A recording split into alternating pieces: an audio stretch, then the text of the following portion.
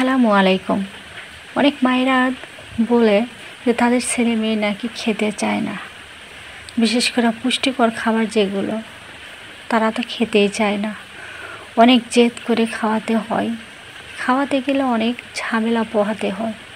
কিন্তু আমার ছেলে মেয়েকে খাওয়াতে কোনো ঝামেলাই হয় না, বরঞ্চ তারা আরও কাড়াকাড়ি করে খায়। অনেক সময় বাজার থেকে আমি নিয়ে আসি আমার সাধ্য মতো সব ধরনের ফলমূল শাকসবজি আমাদের বাচ্চাদের খাওয়ানোর চেষ্টা করি।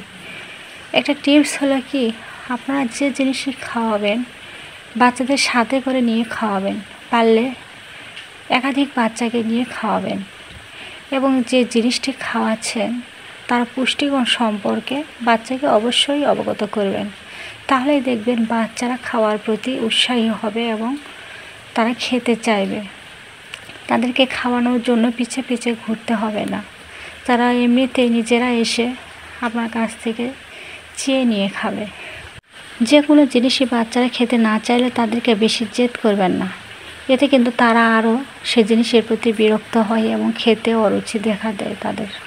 ছোট থেকেই বাচ্চাদের সব ধরনের খাবার খাওয়ানোর চেষ্টা করবেন, এতে তারা বড় হয়ে পুষ্টিহীনতায় ভুগবে না। বাচ্চার হাতে মোবাইল কিংবা টিভি না দিয়ে বাচ্চাকে যে জিনিসটা খাওয়াবেন তার পুষ্টিগুণ সম্পর্কে তাকে অবগত করতে করতে তাকে সেই জিনিসটি খাওয়াবেন। তাতে তার মনোযোগটি খাবারে চলে আসবে, তার তৃপ্তি সহকারে খেতে পারবে এবং ভবিষ্যতে এই জিনিস খাওয়ার প্রতি বাচ্চারা উৎসাহী হবে। যথাসম্ভব চেষ্টা করবেন বাচ্চাদের বাহিরে খেলাধুলার জন্য, কারণ খেলাধুলা বা এক্সারসাইজ করলে ক্ষুধার পরিমাণ অনেকটা বেড়ে যায়। সেক্ষেত্রে বাচ্চারা কিন্তু নিজের থেকেই খাওয়ার জন্য আগ্রহী হয়ে পড়ে এবং মুখের সামনে যা দেখতে পাবে সেটাই অনেক তৃপ্তি করে খায়। আরও একটি টিপস হলো, আপনি বাচ্চাকে যে জিনিসগুলো বা যে ফলমূল শাকসবজি দিবেন যেটাই দেন না কেন অবশ্যই সুন্দরভাবে তাদের সামনে পরিবেশন করবেন। এমনভাবে পরিবেশন করবেন যেন দেখলেই খেতে ইচ্ছা করে।